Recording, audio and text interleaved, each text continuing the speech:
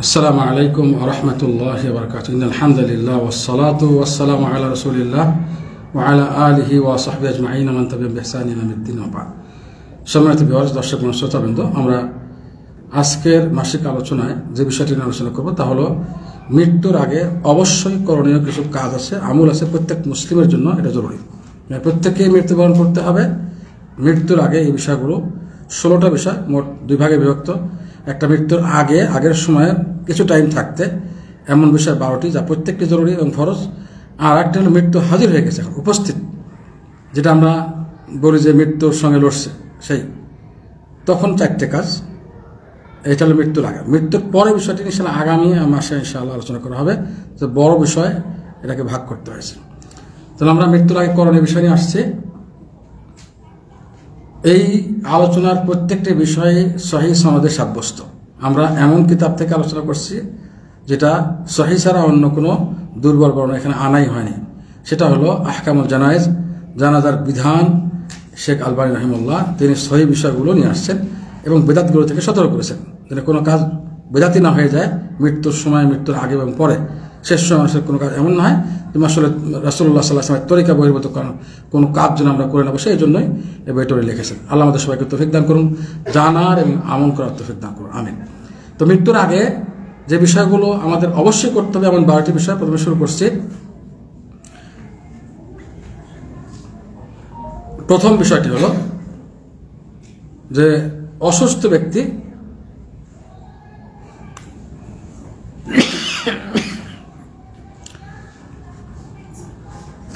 ব্যক্তি যার মৃত্যুর সম্ভাবনা আছে, তাকে অবশ্যই আল্লাহ তাআলার ফয়সালার উপর রাজি থাকতে হবে। আল্লাহ তাআলা যেটা ভাগ্যে লিখে রাখছেন এটা অবশ্যই রাজি থাকতে হবে।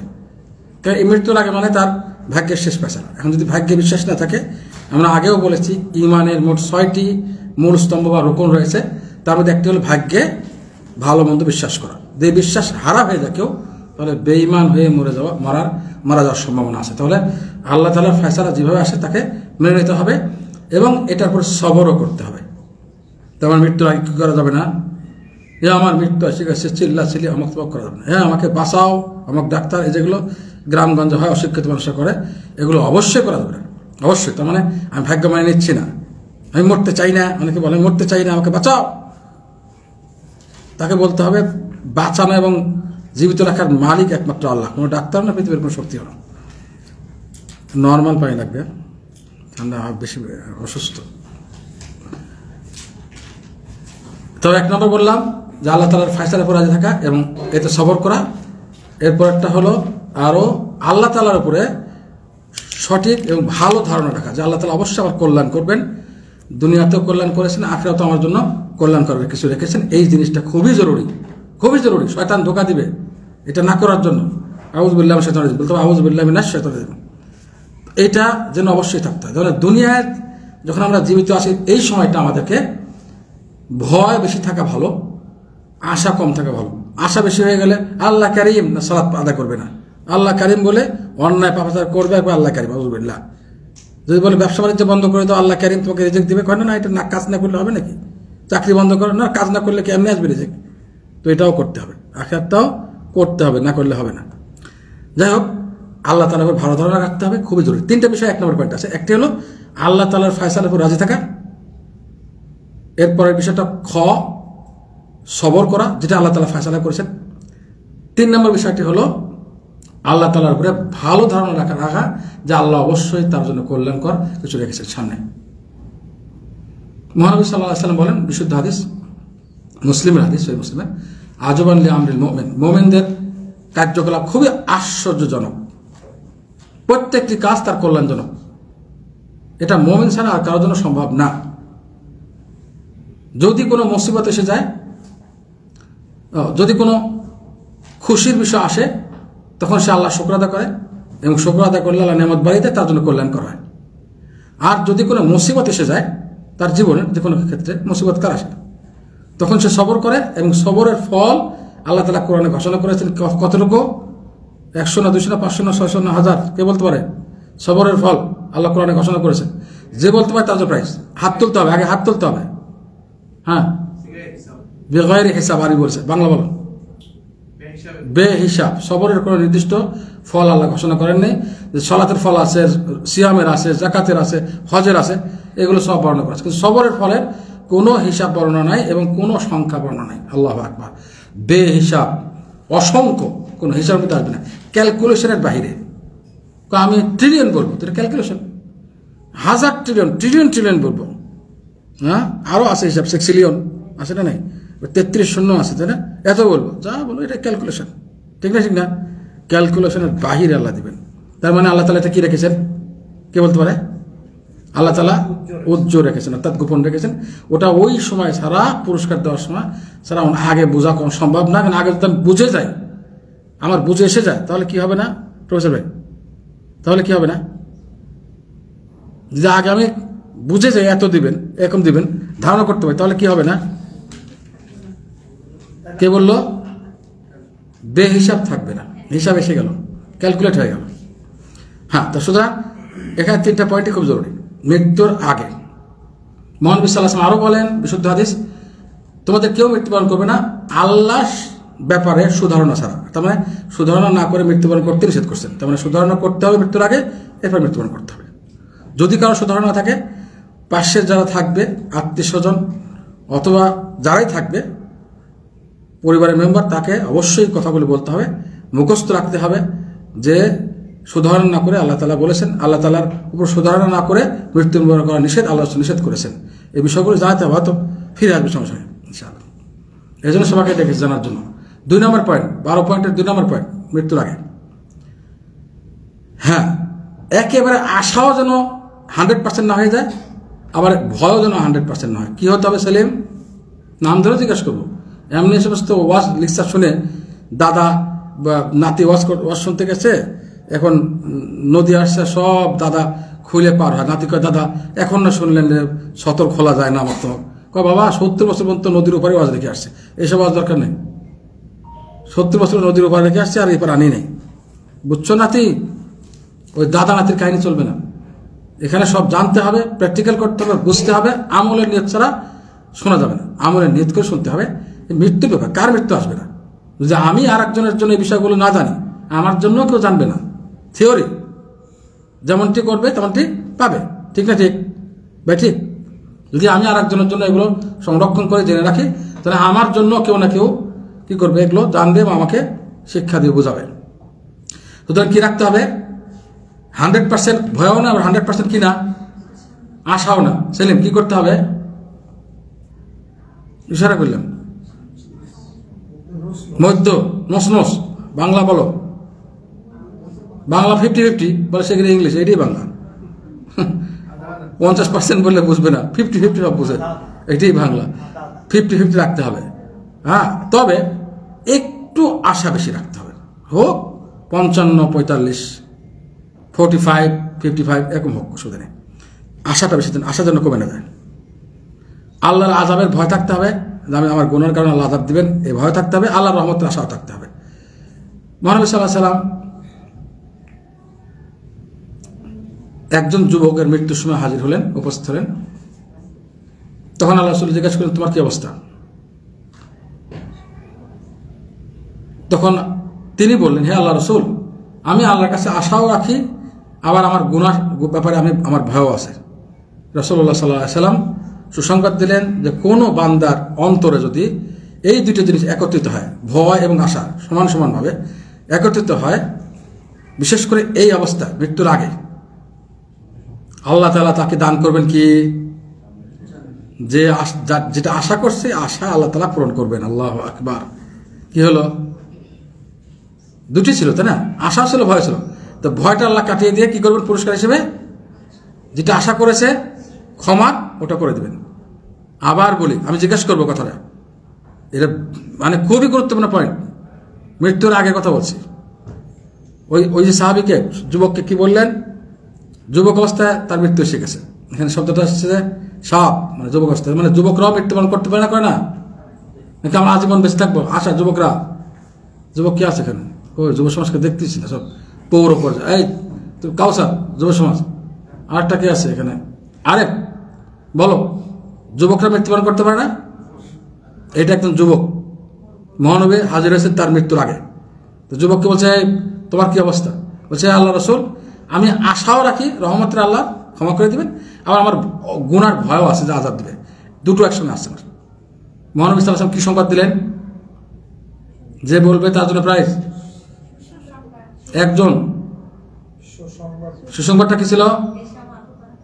হ্যাঁ, আল্লাহ তার আশা পূরণ করবে। নাম কি? সারামুর নাম লিখে রাখো ছোট প্রাইজের জন্য। যাই সারামুর দেখতো, ওইদিকে মহিলা সেকশনের দেখতো। ওকে, তার মানে আল্লাহ তার আশা পূরণ করে দেবেন। মানে কি করবেন? আল্লাহ তারা তাকে রহমতে তার ঢেকে নেবেন এবং তার ভয়ের কোনো কারণ থাকবে না। আল্লাহ বলেন যে আল্লাহ তার আশা পূরণ করবেন এবং যে ভয় সে করছে ওই ভয় থেকে কি করে দেবেন? অভয় দান করবেন, নিরাপত্তা দান করবেন। কঠিন শব্দ হচ্ছে কিন্তু বাংলাতে এসে ভালো আসতেছে এখানে। অভয় দান করবেন, নিরাপত্তা দান করবেন। তার মানে এইটা কোরআনে কারিমে এসেছে। যদি কেউ আরেকটা বলতে পারে মৃত্যুর আগে মুমিনদের আল্লাহ তাআলা কি সুসংবাদ দেবেন, কোরআনে আয়াতে আসছে। কে বলতে পারে? হাফেজরাই বলতে পারবে সাধারণত। হাফেজ জি কেউ আসে না? নাই সেলিম, হাফেজ জি আসছে? আসেনি? ওকে, আকে আয়াত বলতে হবে, বাংলা অর্থ অথবা আয়াত, বহু আয়াত। এত সহজে প্রাইজ পাওয়া যায় নাকি? সুসংবাদটা কি?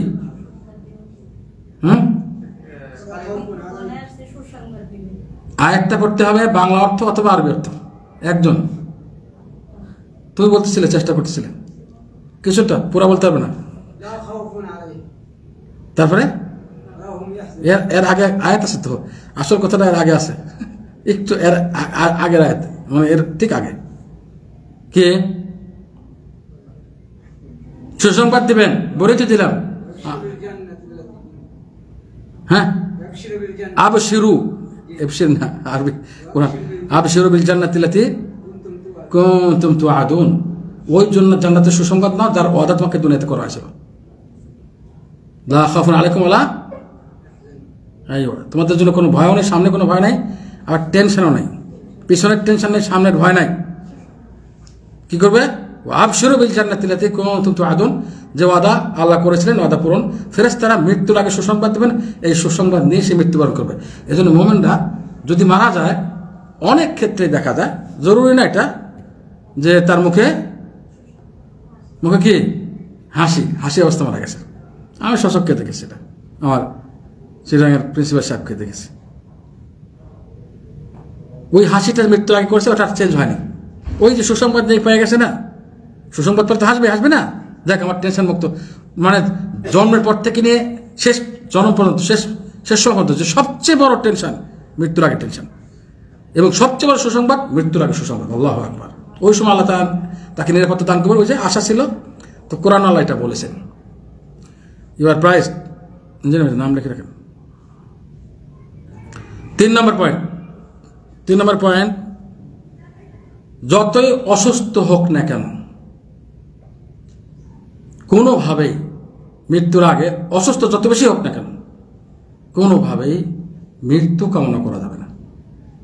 বলে স্যার ডিফিকাল্ট, এটা অনেক ডিফিকাল্ট, তাই না? মৃত্যু কামনা করা যাবে না বলা হচ্ছে, এটা ডিফিকাল্ট, কঠিন। সবাই তো মৃত্যু কামনা করতে চায়, আমি আর বেশি কষ্ট হলে আল্লাহ নিয়ে নাও, সে বলে না। না, কেন? হাদিসটা নিন। আব্বাস রাদিয়াল্লাহু তাআলা আনহু, তিনি কে ছিলেন? মহানবীর চাচা। সালামু, এদিকে কাউন্টিং করো, হ্যাঁ, বাচ্চারা সব বড় কাউন্টিং করে আমাকে সঙ্গে সঙ্গে জানাতে হবে, প্রোগ্রাম শেষে জানাতে হবে। এদিকে দিদার ভাই কাউন্টিং করে না। যতই অসুস্থ হোক না কেন মৃত্যু কামনা করা যাবে না। কেন? আব্বাস রাদিয়াল্লাহু তাআলা আনহু খুবই কষ্ট হচ্ছিল তার। মহানবী সাল্লাল্লাহু আলাইহি ওয়াসাল্লাম আসলেন এবং আব্বাস রাদিয়াল্লাহু তাআলা আনহু মৃত্যু কামনা করছেন, কষ্ট হচ্ছিল। আল্লাহ তাকে বললেন, হে আমার চাচা, মৃত্যু কামনা করবেন না। কেন? কারণ আপনি যদি ভালো আমল করে থাকেন তাহলে আপনার ভালো আমল আরো লেট হলে কি হবে, ভালো আমল যোগ হবে, যা আপনার জন্য কল্যাণকর হবে। আর যদি অভালো অর্থাৎ মন্দ আমল হয়ে থাকে তাহলে লেট হচ্ছে, তওবার সুযোগ হচ্ছে, ঠিক না? তওবার সুযোগ হচ্ছে এবং এটা আপনার জন্য কল্যাণকর হচ্ছে। সুতরাং আপনি মৃত্যু কামনা করবেন না। কাকে বললেন? নিজের চাচাকে, আব্বাস রাদিয়াল্লাহু আনহু।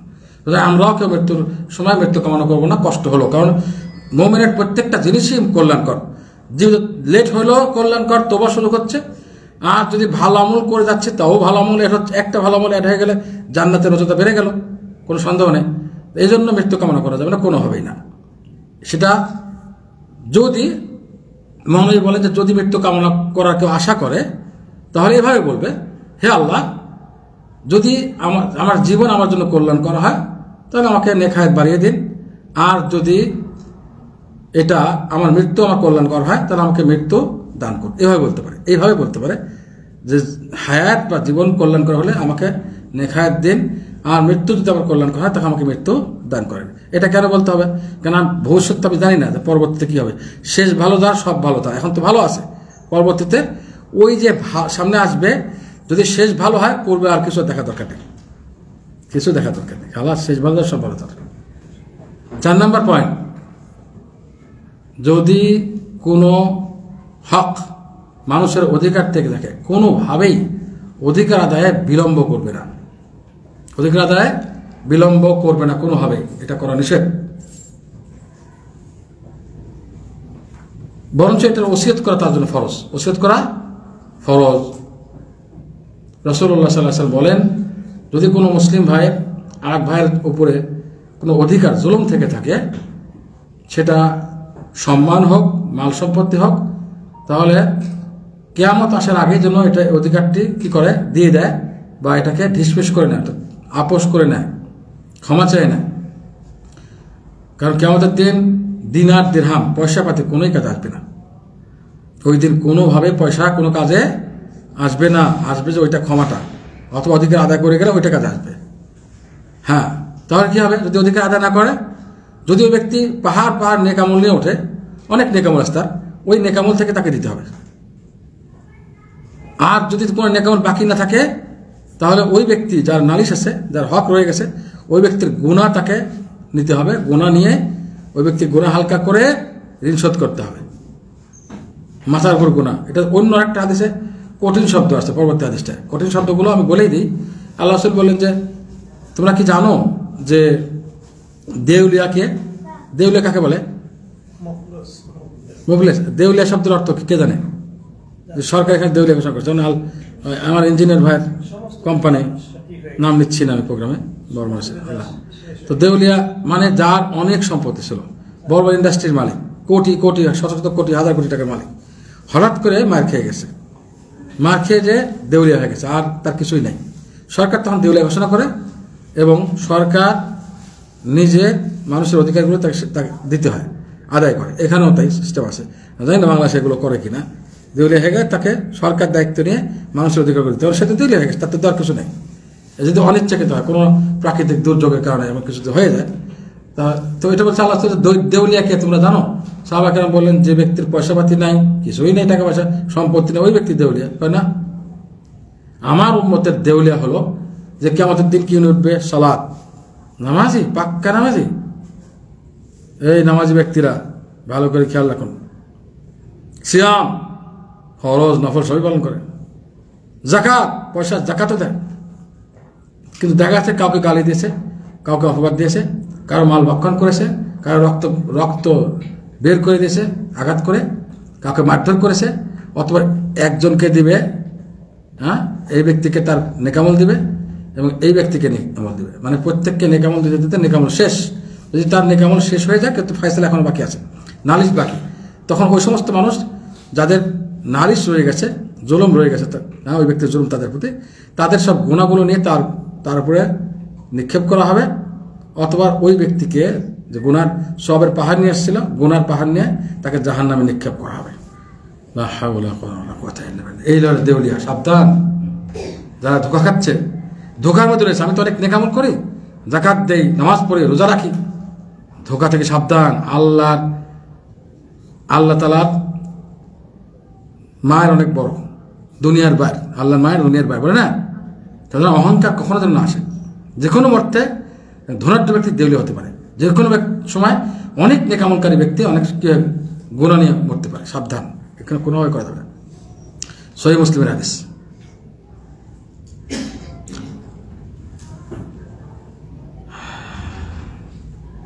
সংক্ষেপ করি একটু, সবগুলো হাদিস বলতে গেলে অনেক সময় লাগবে।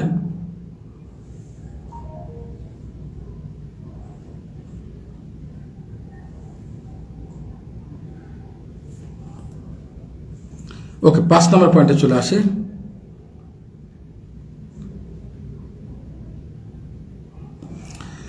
জাবেরের হাদিসটা বলেই দিই, একটু পারিবারিক শিক্ষণীয় বিষয় আছে। জাবের আব্দুল্লাহ রাদিয়াল্লাহু আনহু যখন তার পিতার মৃত্যুর সময় এসে গেল, রাত্রে তাকে ডেকেছে।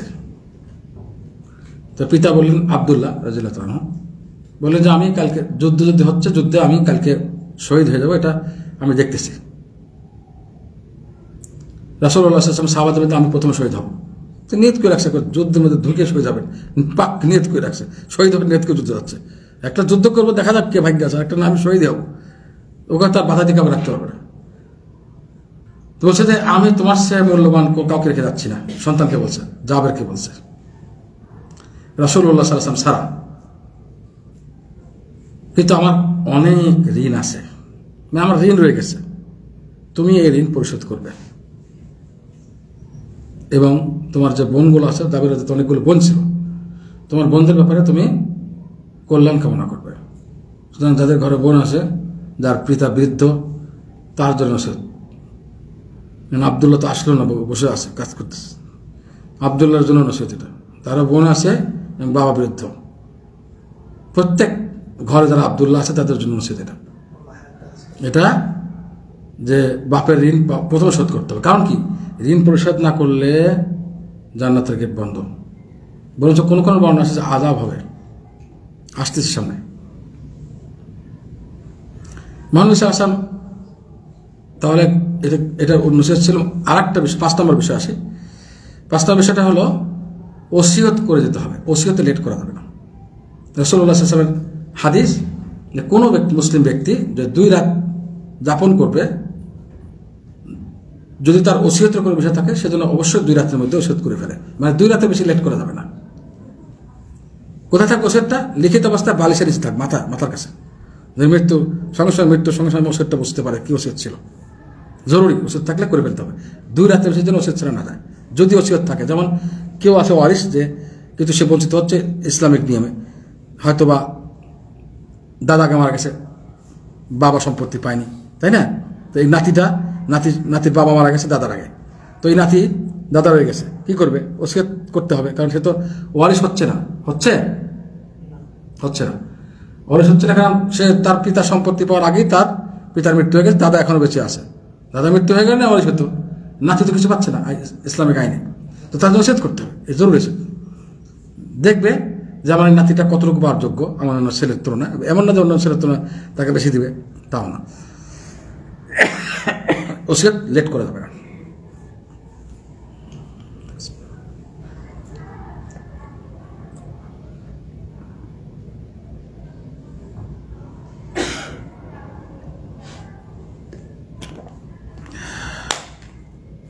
এসে কি একেবারে বন্ধ? কেন? পিছনে চালু করে দেন, পিছনে ইঞ্জিনিয়ার যান, আপনার যান, সম্পূর্ণ বন্ধ। এই যে পিছনেরটা দেখেন, ইঞ্জিনিয়ার আপনি যান, সামনেগুলো বোধহয় বন্ধ আছে। আমার তো গরম লাগা শুরু করবে, কারণ কাশি আসবে, তাহলে এটা চালু করে দেন, চালু করে দেন। চালু না, আমি বন্ধ করতে বলছিলাম। স্যার আমরা চালু করতে পারবে নাকি? আপনি যান তো, এদিক ঘুরে যান। ইঞ্জিনিয়ার ভাই মানুষ, ইঞ্জিনিয়ার স্যার সব কাজ হয় নাকি? হ্যাঁ, ওকে। 5 নম্বর পয়েন্ট হলো ওসিয়ত লেট করা যাবে না 2 রাতের বেশি। ইবনে ওমর রাদিয়াল্লাহু তাআলা আনহুমা বলেন যে 1 রাতও আমার কাছে যায়নি এমন, যখন মহানবী সাল্লাল্লাহু আলাইহি ওয়াসাল্লামের হাদিস শুনেছি, কোনো রাতে ওসিয়ত ছাড়া অতিবাহিত করিনি, ওসিয়ত আমার কাছে ছিল। তো মানে 1 রাতও না, 2 রাত তো লাস্ট ডেট, মানে 1 রাতও যাওয়া ঠিক না। হতে পারে সে রাতে ওসিয়ত করবো কালকে বলে আজকে মৃত্যু হয়ে গেছে, তো আপনার ফরজ দায়িত্বটা আদায় করা হলো না। 6 নম্বর পয়েন্ট, ওসিয়ত করতে হবে ওই ধরনের আত্মীয় স্বজনের জন্য যে ওয়ারিস হবে না। ওয়ারিস যদি হয়, ওয়ারিসের জন্য কোনো ওসিয়ত ইসলামে নাই। যদি বন্টন নিয়মে, সূরা নিসার নিয়মে কোনো আত্মীয় সে ভাগ পাবে মৃত্যুর পরে, ওই ব্যক্তির জন্য কোনোভাবে ওসিয়ত করা যাবে, ওসিয়ত করলেও গ্রহণযোগ্য না এটা। ঠিক আছে, যে আমার এই বাচ্চাটা একটু ছোট, একটু ওসিয়ত করে দেয়, না চলবে না, হারাম, জায়েজ নেই। সুতরাং যারা ওয়ারিস হচ্ছে না অ্যাকর্ডিং টু ল, তাদের জন্য, সে আত্মীয়ের জন্য ওসিয়ত করবে। 7 নম্বর পয়েন্ট, ওসিয়ত কতটুকু করতে পারে, সর্বোচ্চ কতটুকু করতে পারে? 1/3 মানের, 1/3 মানের ওসিয়ত করতে পারে, এর বেশি করতে পারবে না, কোনোভাবেই না, যতই দরকার থাকে। বাকিটা ওয়ারিসদের অধিকার। 1/3 মানের বেশি ওসিয়ত করা যাবে না, এটা মনে রাখতে হবে। আমি আসলে সারাদিন অসুস্থ, আসলে অনেক অসুস্থ, মানে ইনফ্লুয়েঞ্জা, জ্বর, সর্দি, কাশি, কিন্তু আমি ব্যাপারটা বলি নাই যে প্রোগ্রাম আছে, বললে একটু ডিস্টার্ব হয়ে যাবে।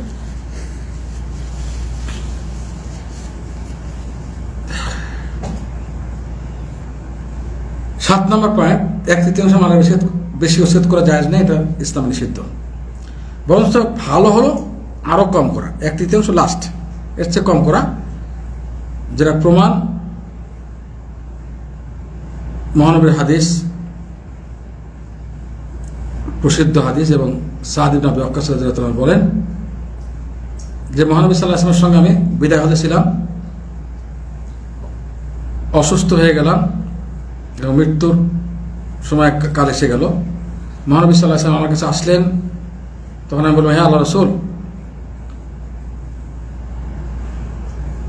আমার তো অনেক মাল সম্পত্তি আছে, আমার এক মেয়ে ছাড়া ওয়ারিস কেউ নেই। মেয়ে সর্বোচ্চ কতটুকু ভাই? একটা মেয়ে যদি থাকে বা বোন, কে জানে? সূরা নিসা, হ্যাঁ, হয়নি?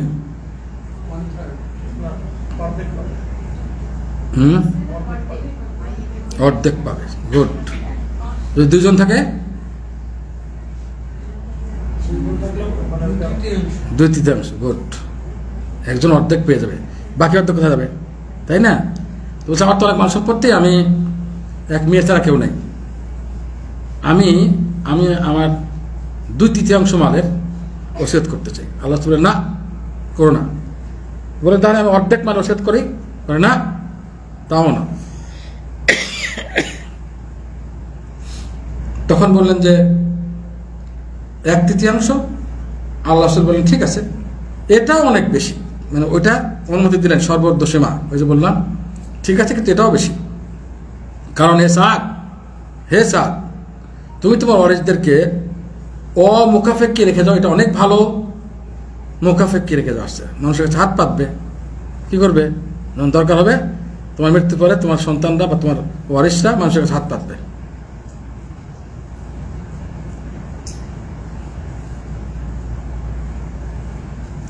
এবার একটা কথা বললেন, ফ্যামিলির কথা বলবো।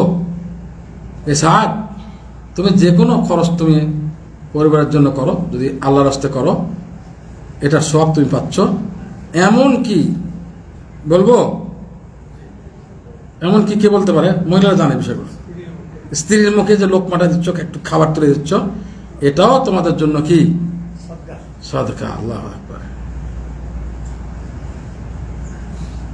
কেউ করেন? কখনো করেছেন? ইঞ্জিনিয়ারিং করছেন, খালি নাকি লেকচার দিচ্ছেন? আচ্ছা, এরপর থেকে করেন, এরপর থেকে করেন। যারা করেন নাই, যারা করছেন তারা গোপন থাক, যারা করেননি তারা গোপন থাক। ওকে, এরপরে থেকে। আচ্ছা, খালি তাহলে স্ত্রীর মুখে খানা তুলে দিলে এটা সদকা, আর স্ত্রী যদি স্বামীর মুখে দেয়, সদকা না? প্রশ্ন, সদকা না? সদকা না? আমি একটা কথা, জরুরি কথা ভুলে গেছি, একটু বলে নিচ্ছি। ইসলামিক সেন্টারে কেউ প্রোগ্রাম, এইসব প্রোগ্রাম আসলে একমাত্র আল্লাহর জন্য ছাড়া যেন অন্য কোনো উদ্দেশ্যে না আসে। না আসা ভালো, কেন? এর গোনা বেড়ে যাচ্ছে। এটা আমলটা শিরক হয়ে যাবে। মানে বিরিয়ানি পচে গেলে খাওয়া যায়? নেক আমল যদি সামান্য ইখলাস ত্রুটি হয়, ওটা শিরক হয়ে যায়। কে যায়? শিরক হয়ে যায়। সাবধান, সাবধান। কারো প্রাধান্যর উপরে নারীর উপরে পুরুষের প্রাধান্য, পুরুষের উপরে নারীর প্রাধান্য। আমি আশ্চর্যবোধ করলাম। আমি গত প্রোগ্রামের পরে বাজারে আমি অনেক কথা শুনেছি, বাজারে মানুষের মুখে মুখে মুখে। আমি কষ্ট পেলাম যে আমার প্রোগ্রামটাকে নাশ হয়ে গেছে। সাবধান থাকতে হবে কোনো বিষয়, যে আমরা জিতছি, আমরা হারছি, দিস ইজ নট ইসলাম। আমি একটা উদাহরণ দিই। মহানবী সাল্লাল্লাহু আলাইহি ওয়াসাল্লাম একজন সাহাবী, হিজরত করলে সব গুনাহ মাফ হয় তিনি জানেন। মক্কা থেকে মদিনায় হিজরত করলেন, হিজরত সব আছে না নাই, পিছনে সব গুনাহ মাফ। তো তার মনে একটা ব্যাপার ছিল যে কাউকে প্রকাশ করেনি, মনে মনে ছিল যে হিজরত তো করবো, আল্লাহ রাস্তায় হিজরত করতেছে, ঠিক আছে আল্লাহ রাস্তায় হিজরত করলে সব গুনাহ মাফ, মদিনা থেকে মক্কা থেকে মদিনা হিজরত করবো, মহানবী হিজরত করেছেন, সাহাবারা হিজরত করবেন। কিন্তু ভিতরে একটা জিনিস ছিল, মদিনায় গেলে একজন মহিলা তাকে বিবাহ করবে, এটা ভিতরে রয়ে গেছে, কাউকে প্রকাশ করেনি। কিন্তু আল্লাহ জানেন না? এই গোপন কথা আল্লাহ জানেন। আল্লাহ ওহির মাধ্যমে মহানবীকে জানিয়ে দিলেন। কি বললেন জানেন? কঠিন কথা বললেন, যার হিজরত আল্লাহর জন্য রাসূলের জন্য, তার হিজরত আল্লাহ রাসূলের জন্যই কবুল হবে। যার হিজরত দুনিয়ার কোনো উদ্দেশ্য অথবা মহিলাকে বিবাহ করার জন্য, তার হিজরত ওই উদ্দেশ্য যে উদ্দেশ্যে করেছে, অথচ এটা একটা অন্তরের কোনায় ছিল। হিজরত করছে ঠিক আছে, মিক্সড হয়ে গেছে, মিক্সড ইসলামে কবুল না। একটু শিরক, একটু তাওহীদ, আজীবন তাওহীদ, একটু শিরক, তবে এটা হবে। এটা ব্যাপারটা হলো এক মণ দুধের মধ্যে মানে 100 টাক নাপাক পড়ে গেছে, ফেলে দেবো যে কিছু 10 কেজি ফেলে দাও, 1 মণ বাকিটুকু খাও। শিরক কেমন জিনিস, সামান্য কিছু ঢুকে গেলে সব তাওহীদ শেষ, একটুক তাওহীদের বাকি নেই, একটুকু বাকি নেই, সব নষ্ট হয়ে গেছে। সাবধান, এরকম ভুল আমাদের হচ্ছে, আগেও হয়েছে হসপিটালের প্রোগ্রামে। আমরা এখান থেকে শিক্ষা নেব, যারা আসবো শুধুমাত্র দিন শিক্ষার উদ্দেশ্যে, আমলের উদ্দেশ্যে এবং দাওয়াতের উদ্দেশ্যে। দিন শিক্ষা, আমল এবং দাওয়াত, 3টা উদ্দেশ্যে। অন্য কিছু নিয়ত থাকলে আল্লাহকে তওবা করে নেব। খালেস তওবা করলে সুসংবাদটা হলো, যদি আগে পিছনের ভুলের জন্য কেউ খালেস তওবা করে আর ওই গুনাহ ফিরে না যায়, পরবর্তীতে নেক আমল কন্টিনিউ করে, তাহলে আল্লাহ তাআলা তার গুনার যে পরিমাণ ছিল সব গুনাহগুলো সব দিয়ে পরিবর্তন করে দেবেন। সুসংবাদ দিলাম, সুবহানাল্লাহ। টেনশন নেওয়ার কারণ নেই, খালেস তওবার ফায়দা। ওকে, তাহলে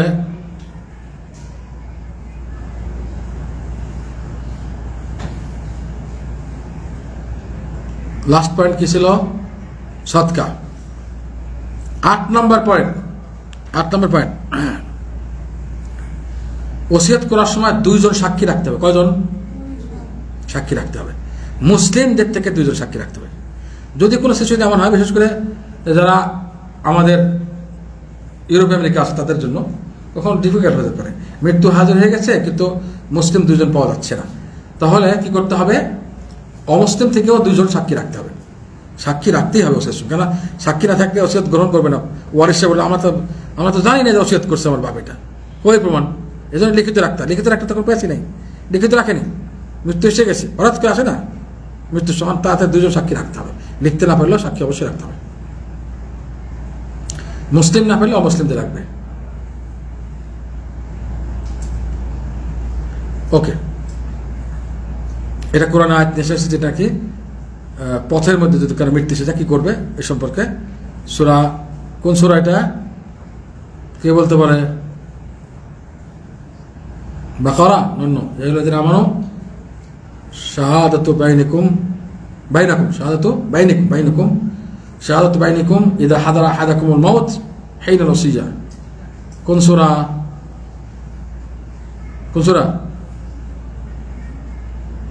হাফেজরা বলতে পারতেছে না।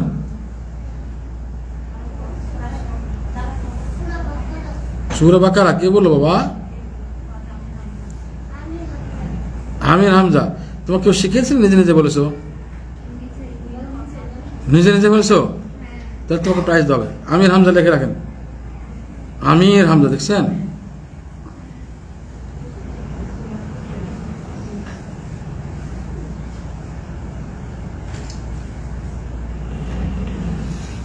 দেখি আমির হামজার উত্তর সঠিক হলো কিনা, আগে লেখেন না।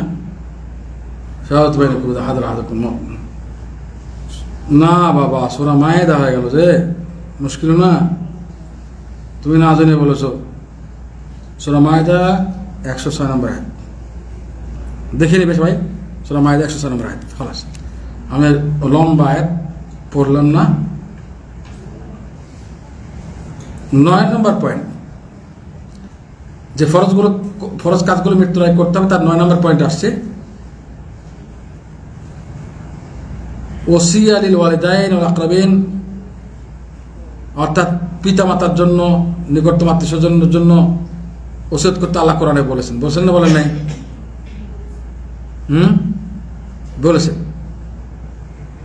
এই আয়াতটি মনসুখ হয়ে গেছে মিরাসের আয়াত দ্বারা। কেন মিরাস যখন পিতা মাতার জন্য, নিকটতম আত্মীয় স্বজনের জন্য সূরা নিসায় মিরাস বন্টন করা হয়েছে, তখন আর ওসিয়ত করা যাবে না, তাদের ওসিয়ত চলবে না। সুতরাং নিকটতম আত্মীয় স্বজন পিতামাতার ওসিয়ত জায়েজ নেই। আমি আগে ইশারা করেছি, এটা আসলো, ওই ওসিয়ত করা যাবে না। এটা আয়াতের দ্বারাই মনসুখ হয়ে গেছে। এটাও আয়াত, এটাও আয়াত যে পিতামাতা এবং নিকটতম আত্মীয়ের জন্য ওসিয়ত করতে বলছেন, কিন্তু এটা করা যাবে না, কখনো না। একটু আগে বলেছিলাম, ইশারা করছিলাম। 10 নম্বর পয়েন্ট, কোনো ধরনের ওসিয়তে এমন ওসিয়ত করা যাবে না যে কারো ক্ষতি হয়, কেউ বঞ্চিত, কখনো করা যাবে না। ওসিয়তের বিষয়টা লম্বা হচ্ছে। কাউকে কোনো ওয়ারিসকে বঞ্চিত করে ওসিয়ত করা যাবে না। যেমন আমাকে ওয়ারিসকে কিছু দিও না, বাকিগুলোকে দিও না, বলা যাবে না। যদি কারণ পাওয়া না যায়, কারণ পাওয়া করতে পারে। যেমন অবাধ্য সন্তান, অবাধ্য না, ইসলাম মানে না, পাবে না। সে অবাধ্য, বাপ মার অবাধ্য এবং সে ইসলাম থেকে দূরে, তো সে বলতে পারে যে ওকে বঞ্চিত করো, কারণ সে ইমান নেই তার। যদি নামাজ ত্যাগ করে, ইমান আছে? স্বেচ্ছা নামাজ ত্যাগ করে, ইমান আছে? নাই, ইমান। সুতরাং ধর্ম আলাদা হয়ে গেছে, মুসলমান মুসলিম হয়ে গেছে, সে পাবে না, ওয়ারিস না।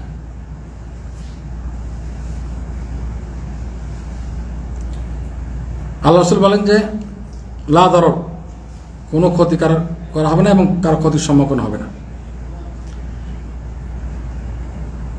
যে ব্যক্তি কারো ক্ষতি করবে, আল্লাহ তার ক্ষতি করবে। সুতরাং কাউকে কারো কোনো ক্ষতি করা যাবে না। আবার কারো বেশি আবেগ হয়ে বেশি দিয়ে আমাকে এটাও বলা যাবে না, জুলুম। 11 নম্বর, যদি বাতিল জিনিসের ওসিয়ত কেউ করে, আমি মরে গেলে আমার এই টাকাটা, এত টাকা কোথায় দিও? হ্যাঁ, মাজারে দিও। কে বললো? সুন্দর কথা বলেছেন। অমুক বাবার ওখানে দিও, অমুক মাজারে দিও, পীর সাহেবকে দিয়ে এসো, কথা বাতিল পীর। এই ওসিয়ত বাতিল। ওসিয়তটা কি? বাতিল, করা যাবে না, ঠিক আছে? অথবা এই টাকা নিয়ে অমুক অমুক রশি অমুক ফসি কবরে জিয়ারত করো, কথা যে কোনো না যায় বাতিল ওসিয়ত মরদুদ, প্রত্যাখ্যাত। ওসিয়তে আমল করা, ওসিয়তের আমল না করা ফরজ। আল্লাহ বলেন যে আমাদের দিনে যদি কেউ বিদআত সৃষ্টি করে, এটা প্রত্যাখ্যাত, এটা বিদআত প্রত্যাখ্যাত। এটা যেমন ওসিয়ত করেছে তার সন্তান 2, 4, 5টা সন্তান, মাল সম্পত্তি তো বেশি নেই, ওই সন্তানগুলো যারা আছে তাদের চলা মুশকিল হবে, লেখাপড়া হবে না, খানা পিনাও মুশকিল হবে। বলে আল্লাহ রাসূল তো কোথায় 1/3 মাল ওসিয়ত করতে পারে, আমার কাছে 3 লাখ টাকা আছে, আমি 1 লাখ টাকা ওসিয়ত করে গেলাম, মোট 3 লাখ টাকা। 2 লাখ টাকা 5 জন সন্তানকে দিই, 2 লাখ টাকা দিয়ে কি করবো? এর একটা ঘটনা, এক ব্যক্তি মৃত্যুর আগে 6টা কি করেছে, গোলাম আজাদ করার কথা বলে 6 জন। তো তার ওয়ারিসরা আসলো, মহানবী সাল্লাল্লাহু আলাইহি ওয়াসাল্লাম জানলেন। আল্লাহ রাসূল বললেন যে কি বলে লাস্টে, যে 2টা, শুধু 2টা গোলাম আজাদ করো, বাকিটা করো না, আর 4টা ফেরত। আর তার ওয়ারিস আছে, ওদের দরকার আছে। সুতরাং সীমা লঙ্ঘন করলে ওটা গ্রহণযোগ্য হবে না। সীমা লঙ্ঘন যদি 1/3 হয় তবুও করা যাবে, কারণ অন্য বাচ্চাদের উপর জুলুম হচ্ছে। 12 নম্বর পয়েন্ট, এটা মৃত্যুর আগের শেষ পয়েন্ট। আর মৃত্যু এসে গেলে আর কিছু পয়েন্ট, 4টে পয়েন্ট আছে, ওগুলো আলোচনা করতে হবে। আমাদের কাছে সময় আছে 15 মিনিট। 12 নম্বর পয়েন্ট হলো, অনেক মানুষ দেখা যাচ্ছে, বিশেষ করে বর্তমানে ইসলাম এবং দ্বীনের ব্যাপারে অনেক, বিশেষ করে মৃত্যুর আগে পরে বিদআত কাজ করে। কি করে? শিরকি কাজ, বিদআত কাজ করে, এগুলো না জেনে করে। সুতরাং প্রত্যেক মুসলমানের জন্য যদি এমন পরিস্থিতি কোনো এলাকায় থাকে যে মৃত্যুর পরে অনেক বিদআত করে, মানুষজন দিয়ে হাঙ্গামা করে, হ্যাঁ, মানুষটা কেমন ছিল, ভালো, সেটাই আছে, এসব কাজ করে, সম্মিলিত দোয়া করে, কবরে যায়, হ্যাঁ, কানদারি ফান্দারি করে, যদি কোনো জায়গায় বিদআত থাকে কোনো এলাকায়, তার জন্য ফরজ যে ওসিয়ত করে যাওয়া যে আমার মৃত্যুর পরে এসব কাজ করো না, খবরদার, আমার মৃত্যুর পরে যেন এগুলো কাজ করা না হয়। এখানে একটা পয়েন্ট বলে রাখি, এটা সামনে আলোচনা আসবে। কেউ যদি ওসিয়ত করে যায় আমার লাশটা বিদেশে পার করে দিই, মানে অন্য দেশে নিয়ে যাবো, ওখান থেকে মানা যাবে না? যাবে না? হ্যাঁ সেলিম, মানা যাবে না? যাবে না? যাবে না। Good answer. সবাই মনে করছিল যাবে, ওসিয়ত করে গেছে। নিষিদ্ধ কাজ, লাশ যেখানে মারা গেছে সেখানেই দাফন হবে। অন্য জায়গায় ইয়ে করা, নিয়ে যাওয়া, অন্য দেশে নিয়ে যাওয়া বা অন্য দেশে পার করা বা নিজ দেশে নিয়ে যাওয়া, এটা নিষিদ্ধ, রাসূল নিষিদ্ধ করে গেছেন। এই জন্য এটা ওসিয়ত করলেও গ্রহণযোগ্য হবে না। গুড অ্যান্সার, ঠিক আছে। সুতরাং ওসিয়ত করলেও এটা গ্রহণযোগ্য হবে না। সুতরাং মৃত্যুর আগে এবং পরের বিষয়গুলো সুন্নাত তরিকা যেন হয়, মানুষের জীবনের শেষ অংশ, এই বিষয়গুলো জানা প্রত্যেকের জন্যই ফরজ। আল্লাহ তাআলা বলেন, হে মুমিনগণ,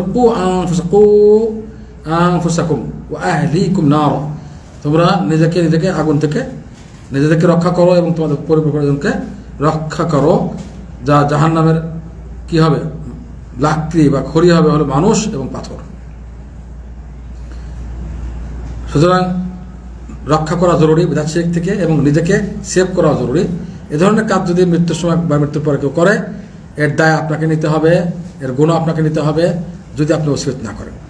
ওসিয়ত করতে হবে, এই ওসিয়ত লম্বা আলোচনা হলো। এখানে একটা হাদিস নিতে পারে, আমির ইবনে সাআদ ইবনে আবি ওয়াক্কাস, তিনি বলছে তার পিতা অসুস্থ অবস্থায় বললেন যে আমার কবরকে লাহাত কবর করো। লাহাত মানে সোজা, সাইডে না, সাইডে, এবং ইটগুলো লম্বা রাখতে হবে, সুন্নাহ যেটা। বলে গেলেন যে কিভাবে কবর করতে, অন্য ধরনের সিস্টেমে যেন না করে, সুন্নত বিরোধী আমল না করে, ওসিয়ত করে গেলেন। আবু মুসা রাদিয়াল্লাহু তাআলার মৃত্যুর সময়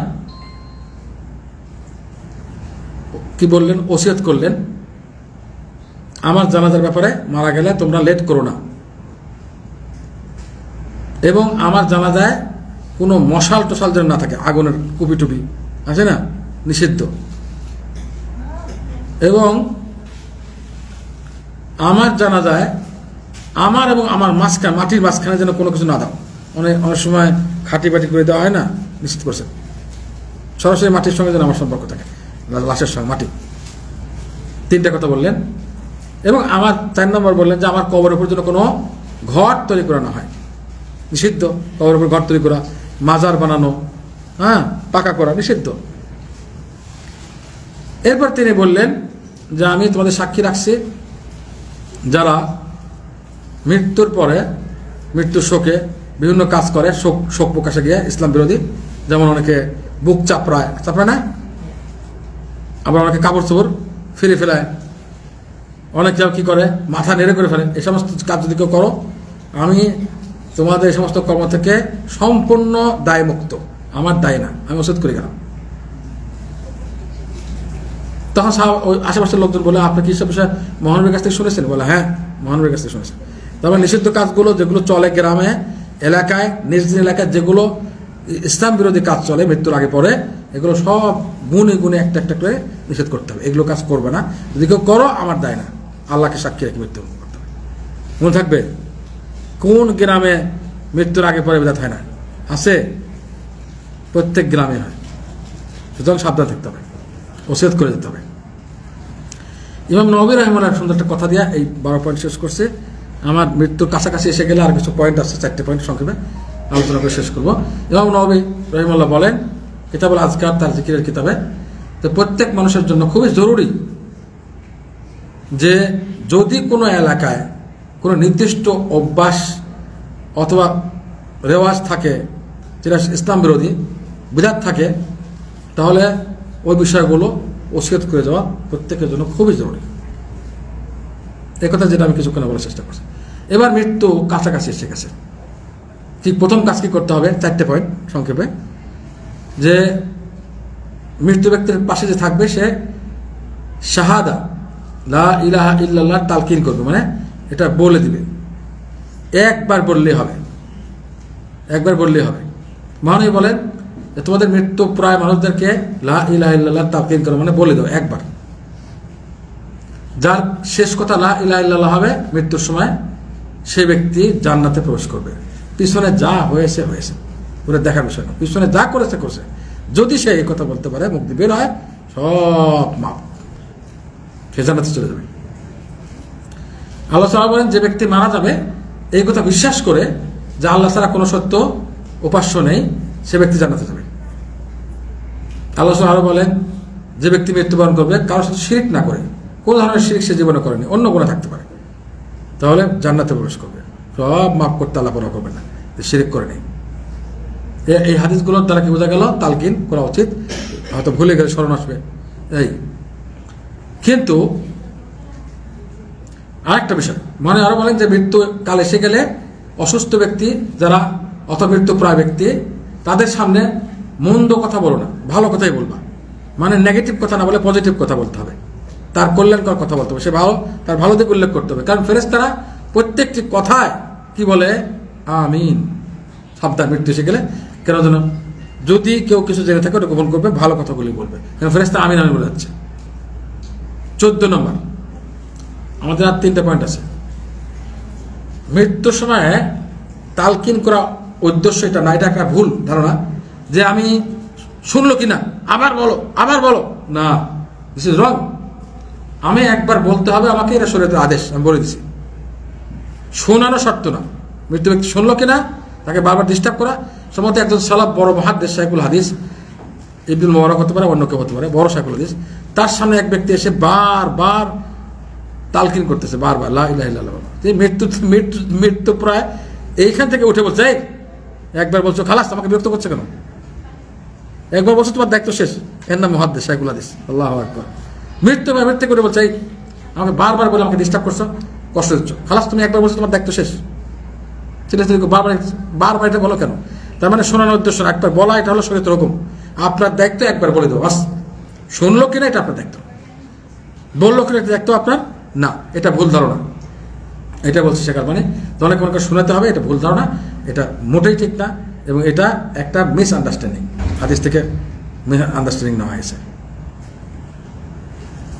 এখানে একটা ঘটনা, রাসূলুল্লাহ সাল্লাল্লাহু আলাইহি ওয়াসাল্লাম আনসারী এক ব্যক্তির মৃত্যুর সময় দেখতে গেলেন, বলছে খাল ও লা ইলাহা ইল্লাল্লাহ, খাল সমান করে বলছে, খাল লা ইলাহা ইল্লাল্লাহ বলো। তো তিনি বললেন যে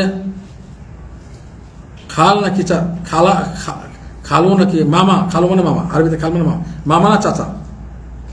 আল্লাহ বললেন যে খাল, মামা, মামু সম্মানের শব্দ এটা।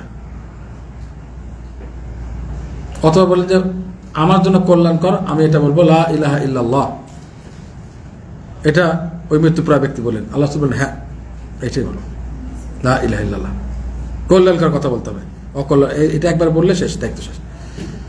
15 নম্বর বেদাতের প্রসঙ্গ আসি, সূরা ইয়াসিন পড়া মৃত্যুর আগে, মৃত্যুর ব্যক্তির কাছাকাছি পড়ে না, বাংলাদেশের অধিকাংশ জায়গাতে এগুলো হয়, সূরা ইয়াসিন পড়ে। আচ্ছা, আবার অনেকে মৃত্যু ব্যক্তিকে কেবলা দিকে করে দেয়, করে না? দিস ইজ নট ইসলাম। এর আগে জানতেন না তো, সূরা ইয়াসিন পড়াও নাই, মৃত ব্যক্তি কেবলা দিকে মাথা ঘোরানো নাই। সাঈদ ইবনে মুসাইব অনেক বড় তাবেঈ, সবচেয়ে বড় তাবেঈদের একজন, তিনি বলেন যিনি মৃত্যু পায় সে তো মুসলিম না, মানে আজীবন তো কেবলা দিকে নামাজ পড়ছে, তাকে আবার মৃত্যুর সময় কেবলা দিক করা হতো, কি উদ্দেশ্য? সে কি কেবলা দিক ঘুরে সালাত আদায় করেনি? সে তো মুসলিম। তো সাঈদ ইবনে মুসাইব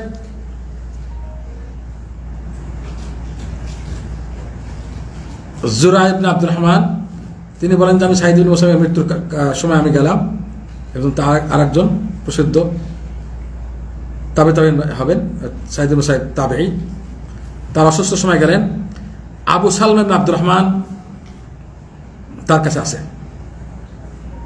সাঈদ ইবনে মুসাইব সবচেয়ে বড় তাবেঈ বলা হচ্ছে, বলেছেন, তিনি বেহুশ হয়ে গেলেন। তো বেহুশের পরে আবু সালামা তাকে তার বিছানাটাকে কাবার দিকে করে দিতে বললেন। দেখেন মুহাদ্দিসরা, শাইখুল হাদিসরা কি অবস্থা দেখেন। পরে বেহুশটা কেন হুঁশে আসে সামান্য, তোমরা কি আমার বিছানাকে কেবলার দিকে নড়াচড়া করছো নাকি? সাঈদ ইবনে মুসাইব বলতেছে, সবচেয়ে বড় তাবেঈ, যে আমার বিছানাকে নড়াচড়া করেছো নাকি তোমরা?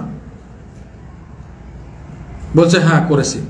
তখন তিনি সালমার দিকে দৃষ্টি করলেন, বলে সম্ভবত তুমি এটা করছো না? বলে হ্যাঁ আমি এটা হুকুম দিছি। তখন সাঈদ বললেন যে আমার বিছানা যেদিকে ছিল ওই দিকে রাখো, দিস ইজ নট ইসলাম। যে ইসলাম হলে তাহলে ওই তাবেঈ, বড় তাবেঈ নিষেধ করতেন না, ওই দিকে করে তার যদি ছিল।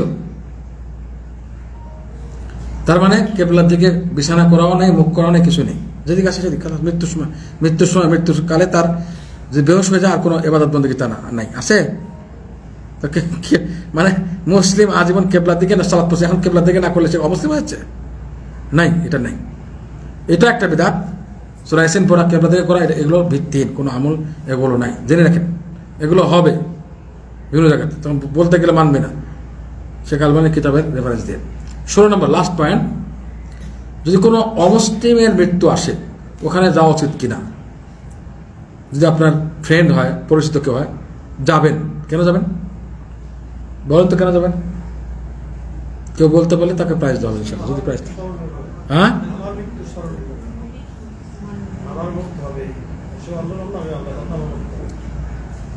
কেন যাবে? কে বলল? গুড, ইসলামের দাওয়াত দেওয়ার জন্য। আর একটু শুধরে দিলাম, প্রাইজ ইসলামের দাওয়াত দেওয়ার জন্য।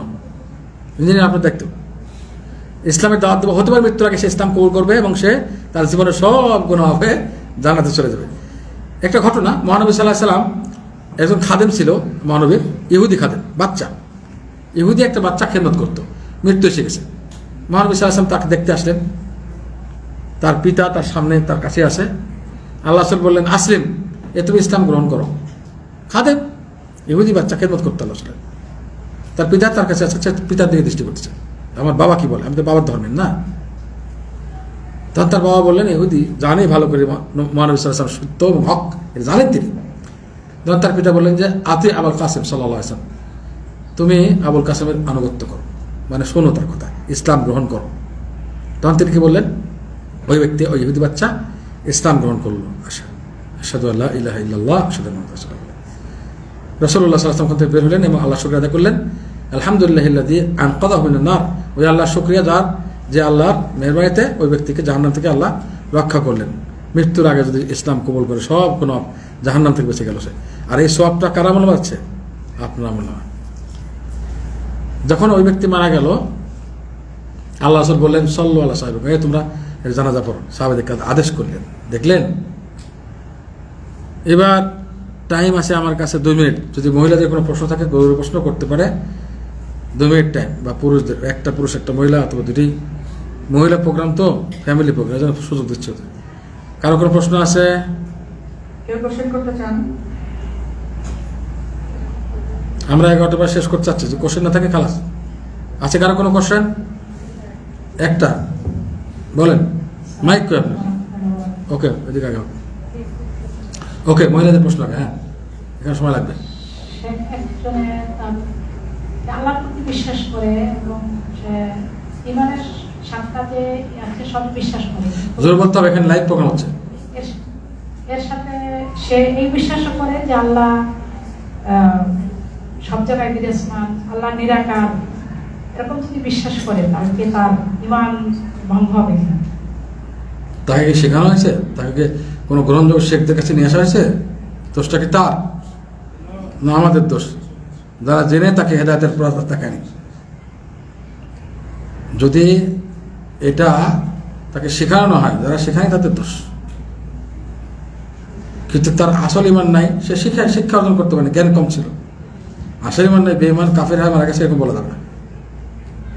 সন্দেহ করছিল, তাই না? অজ্ঞত ছিল। তাহলে আমি একটা উদাহরণ দিই। বনী ইসরাইলের একটা ঘটনা। একজন ব্যক্তি বলেছে যে আমাকে মৃত্যুর পরে ছাই বানায় উড়াই দিবে, যেন আল্লাহ কোনো আমাকে ধরতে না পারে। ধরলে এমন আযাব দিবে যে সবচেয়ে বেশি আযাব। এই যে বিশ্বাসটা, এই বিশ্বাসটা তার ইমানের বিশ্বাস না কুফরের বিশ্বাস? তার বিশ্বাস ছাই বানালে আল্লাহ তাকে ধরতে পারবে না, আল্লাহ সর্বশক্তিমান, এই বিশ্বাসে ছিল না। কিন্তু এই কাজটা কেন করেছে সে? আল্লাহর ভয়। কে বললো? সব তুমি বলতেছ, একটাই প্রেস। কি নাম তোমার? আবিদুর রহমান। তোমার ওয়াইফের নাম কি আছে? শারমিন, তোমাকে ধন্যবাদ, তুমি একজন জ্ঞানী স্বামী পেয়েছো, মাশাআল্লাহ, বারাকাল্লাহ। তুমিও শিখবা। তোমার ওয়াইফকে আমাদের লাইভ প্রোগ্রাম, এই মহিলাদের প্রোগ্রাম বুধবার বৃহস্পতিবার, ওই স্যার আমার সাথে যোগাযোগ করলে ইয়ে করে নেবে, অ্যাড করে নেবে গ্রুপে, ঠিক আছে? প্রতি বুধবার এবং বৃহস্পতিবার মহিলাদের প্রোগ্রাম হয় অনলাইনে, জুমের ভিতরে, ভর্তি করে নেবে। তো ওই ব্যক্তি এটা ওসিয়ত করে গেল, বাচ্চারা তাই করলো, ছেলেরা উড়িয়ে দিল, ছাই বানায় সমুদ্রে ভাসিয়ে দিল, ধরতে যেন না পারে। সঙ্গে সঙ্গে আল্লাহ তাআলা আদেশ করলেন। আল্লাহর আদেশের পর আল্লাহ তাআলা, সবই তো আল্লাহ তাআলার সৃষ্টি, সেকেন্ডের মধ্যে হাজির হয়ে গেছে। বান্দা তুই এটা কেন করছিস? আল্লাহ আমি জানি তুমি ধরতে পারলে আমাকে এমন আদাব দিবে যে দুনিয়ারা কাউকে এত আদাব দিবে না। তোমার আল্লাহ আপনার ভয় করেছে। আল্লাহ ওই ব্যক্তির গুনাহ মাফ করে দিয়েছেন। এখন আব্দুর রহমানের মা বলো আপত্তি আছে? সে এই যে কুফর শিরকি আকীদা আল্লাহ মাফ করে দিল, তোমার আপত্তি আছে আল্লাহ মাফ করে দিলে? আপত্তি আছে? সুতরাং শিখাও, দেখে সেই আকীদা শেখাও, বুঝাও। যারা নাকি না জেনে এটা করছে, ভুল করে, মূল বিশ্বাস ঠিক থাকে, আল্লাহর ভয় থাকে, তাদেরকে ফতোয়া দেওয়া যাবে না। যেমন এই ব্যক্তির ব্যাপারে আল্লাহ ক্ষমা করে দিলে ওটা আর কিছু হাত নাক গলানো যাবে না ওখানে। তো না, জানতো না সে, তার এলম কম ছিল, তাই না, জ্ঞান কম ছিল সে, যে আল্লাহ তো সবই ধরতে পারেন, কিন্তু আল্লাহর ভয় এটা করেছে। যে ব্যক্তিকে আল্লাহ ক্ষমা করতে পারেন ওদেরকেও ক্ষমা করতে পারেন। সুতরাং ফতোয়া কিন্তু চলবে না। যেটা কাফিরা মারা গেছে, উপরে আঁকিতে ছিল, শিক্ষা আঁকিতে ছিল, না করে মৃত্যুর আগে তাকে হাজির করে শিক্ষার ব্যবস্থা করতে হবে। এটা আমাদের দেখতে, ফরজ দেখতে হবে, পজিটিভলি দেখতে হবে। আগার প্রশ্ন? ও আপনার প্রশ্ন? একটাই নেই প্রশ্ন, আমার টাইম শেষ, তাড়াতাড়ি একটু একটু। প্রশ্ন হলো, স্যার আমাকে কাউন্ট করো তাড়াতাড়ি, আমার এখনই লাগবে। এরপর আমাকে মেসেজ দিও, আমার প্রশ্ন বাচ্চা বড় সব মিলে। প্রশ্ন হলো, একজন মুসলমান মৃত্যুর পরে যেখানে মৃত্যু হবে ওখানে দাফন করাটা ইসলামের আসবে সামনের আলোচনায়, সামনের আলোচনায়। মৃত্যুর পরে এখন আজকাল আলোচনা, এটা উত্তর দিব না, মৃত্যুর আগেরটা বলছি। আসছিল ওই কথাটা, আলোচনার ভিতরে কথাটা এই আসছে একটু বলেছি। এখন আমরা প্রবাসীরা অনেকে আছে, হয়তো আমাদের ফ্যামিলি এখানে নাই, দেশে আমাদের স্ত্রী সন্তান অথবা মা বাবা আছেন, আমাদের এইখানে যদি আমরা মারা যাই তো ইসলামের বিধান অনুযায়ী এখানে দাফন করা নিয়ম। কি বলছে আল্লাহ রাসূল? কৃষক করে বলছি, হাদিসটা কি? হ্যাঁ, কিন্তু লেট করো না। কেন? কিন্তু আমি যে অন্য জায়গায় পাঠানো হয়, লেট হবে না? হবে না, একদিন দুই দিনে, কখনো 7 দিন বা বেশিও লাগতে পারে প্রসেসিং এ, অমক তমক, তাই না? যাওয়া এখানে করে ফেললে আমাদের স্ত্রী সন্তান যদি আমাদেরকে দেখতে না পারে, অভিযোগ করা হবে কিনা বলে আল্লাহ রসুল বলছে লেট করা যাবে না, মহানবীর কথা অমান্য করে তোমাদের খুশি করতে পারলাম না, এটা বলে দিন। মৃত্যুর পরে বলে নাকি মহানবীর কথা অমান্য করে তোমাদের কথা মানতে পারছি না? যদি রাসূলের কথা সঙ্গে কন্ট্রাডিক্টেড না হতো, মহানবী বলছে লেট করো না, তাড়াতাড়ি করো, কল্যাণ হলে কল্যাণের জায়গায় পৌঁছে দাও, আর অকল্যাণ হলে তোমাদের ঘাড়ে বেশিক্ষণ রেখো না। এই জন্যই নিষেধ। সামনে আলোচনা মৃত্যুর পরের বিষয়গুলো তো আসবে। হ্যাঁ প্রফেসর ভাই একটু ওইদিকে নিয়ে নিই।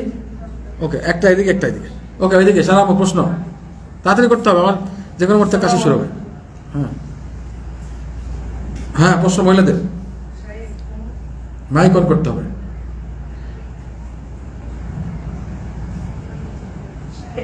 আসসালামু আলাইকুম ওয়া রাহমাতুল্লাহি ওয়া বারাকাতুহু। ওয়ালাইকুম আসসালাম ওয়া বারাকাতুহু।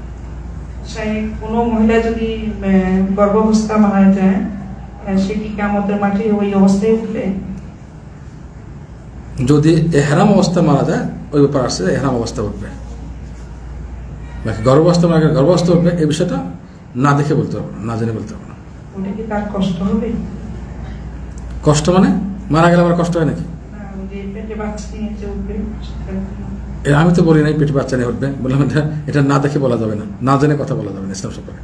যেটা আসছে সেটা হলো, যারা শাহাদতের মৃত্যুবরণ করে, এহরামে যায়, শাহাদত শহীদদেরকেও ধোয়ানো নিষেধ, ওইভাবে কবর, হ্যাঁ, না ধুয়ে মাথা রাখা যায় না। এহরাম অবস্থা হলে মাথাও রাখা যাবে না। এহরাম অবস্থা কেমন, এটা আসবে সামনে। এহরাম অবস্থা হলে কি বিষয়গুলো সামনে আসবে, এইভাবে দিতে হবে যেন কিয়ামতের দিন সে তালবে করতে তুলবে। যদি এহরাম অবস্থা, এজন্য তার মাথা ঢাকাও নিষেধ, সামনে আসবে। বাকি গর্ভাবস্থাকেও মারা গেল, গর্ভাবস্থা যদি মারা যায়, আর একটা হলো গর্ভের সময় মারা, বাচ্চা প্রসব করতে গিয়ে মারা গেছে, ওই মহিলা শহীদ ইনশাআল্লাহ, যদি আসলে মন থাকে। তো বিষয়টা আমাকে হোয়াটসঅ্যাপে দিলে, অ্যাডমিন সারাম্মকে দিলে, সারাম্ম আমাকে হোয়াটসঅ্যাপে দিলে বিষয়টা দেখে হয়তো অনলাইন জুম ক্লাস করতে হবে। আমরা যেটা জানলাম যে যত দ্রুত সময়ের মধ্যে দাফন করা যায়, কিন্তু আমাদের দেশে তো অনেক সময় দেখি যে বলা হয় সোয়ালক্ষবার, যে লা ইলাহা ইল্লাল্লাহ পড়া, কিংবা 16 লক্ষ লা ইলাহা ইল্লাল্লাহ পড়তে হবে। এই জন্য তো বললাম যে বেদাত শিরকের থেকে ওসিয়ত করতে হবে। এগুলো কিচ্ছু না, ভিত্তিহীন। বলা হলো না সূরা ইয়াসিনে না, এতে 16 লক্ষ লা ইলাহা ইল্লাল্লাহ করতে আসে। 16 লক্ষ না, যদি 1 ট্রিলিয়ন লা ইলাহা সে পড়ে, মানুষে পড়ে, আর সে পড়ে নেই, কী লাভ হবে? বলে সে আর পড়তে পারেনি, তার বলা হতো তার মুখ দিয়ে বেরোচ্ছে না, কিন্তু ট্রিলিয়ন ট্রিলিয়ন লাই লাই লাইলা মানুষে পড়ছে। এটা যে পড়ছে তার লাভ। আমি ভাত খেলে তাল আর একজনের পেটে যায়? তা আমি যে জিকির করলাম, জিকিরটা আমার মুখে না অন্য কারো মুখে আসছে? আমল নামায় ফেরেস্তারা আমারটা লিখবে না আর একজনের আমল নামায় লিখবে? ভালো মন্দ আমল করলে কার ফেরেস্তারা কার আমল নামায় লেখে? নাকি ফেরেস্তাদের ঘোষ চলবে যে কিছু পয়সা নেন, 100 লক্ষ পড়ছে, ওই আমল নামায় অমুকের আমল নামায় দিয়ে দেন? চলবে এটা? চলবে না। ওই সব ভিত্তিহীন বিধাতে আমল। নেক সন্তানের কথা বলা হচ্ছে, যারা সন্তান যারা নেক সন্তান যদি দোয়া করে কাজ আসবে, তারা যদি সেভাবে দোয়া করে অবশ্যই ওইটাই কাজ আসবে। নেক সন্তান যদি তার জন্য দোয়া করে অবশ্যই কাজ আসবে। মৌলভী সাহেবের দোয়ার চেয়ে বেশি দোয়া ওইটা দরকার। নেক সন্তানের দোয়া, সন্তানকে নেক বানাতে হবে। সেটা ডাক্তার হোক, ইঞ্জিনিয়ার হোক, যে যেখানে পড়ছে পড়ুক, কোনো ইসলামের বাধা নেই, কিন্তু তাকে নেক বানাতে হবে, ইসলামের উপরে চলার অভ্যাস করাতে হবে, ইসলামের বাইরে না। ইসলামের বাইরে গিয়ে 1000 কোটি টাকার সম্পত্তি রেখে গেল, বাপের সেবা করে গেল, কি লাভ? মৃত্যুর পরে তো কোনো কাজে আসবে না সে। মহিলাদের প্রশ্ন, লাস্ট প্রশ্নটা এরপর না যাবে না, পরিচালক মন্ডলীর ইশারা ইঙ্গিত এসে গেছে আমার জন্য। হ্যাঁ, কেউ যদি ওসিয়ত করে যায়, ওসিয়ত যদি পালন করা না হয়, মানে সেক্ষেত্রে কোনো শাস্তি বা কোনো কি করতে পারে? ওসিয়ত করে গেলে ওই মৃত্যু ব্যক্তির কোনো শাস্তি হবে না, কোনো কিছু দায়িত্ব আদা করে গেছে। ওই যে কিছুক্ষণ আগে তো বললাম যে আমি এই ওসিয়ত করে যাচ্ছি, আমি তোমাদের কাছে দায় মুক্ত। সাহাবী বললেন না, আবু মুসা রাদিয়াল্লাহু আনহু সম্ভবত। সুতরাং সে দায় মুক্ত হবে, যারা করবে না, ওসিয়ত পালন করে নাই, তারা গুনাহগার হবে, জীবিত চলতে হবে। সুবহানাকা আল্লাহুম্মা ওয়া বিহামদিকা আশহাদু ও আমি দোয়াটা পড়ে নেই, পুরস্কার বিতরণটা পড়ো। সুবহানাকা, সবাই দোয়া পড়ো। সুবহানাকা আল্লাহুম্মা ওয়া বিহামদিকা আশহাদু আল্লা ইলাহা ইল্লা আনতা আস্তাগফিরুকা ওয়া আতুবু ইলাইক। আসসালামু আলাইকুম ওয়া রাহমাতুল্লাহি ওয়া বারাকাতুহু। আগামী মাসে ইনশাআল্লাহ মৃত্যুর পরের বিষয়গুলি আলোচনা হবে ইনশাআল্লাহ তাআলা।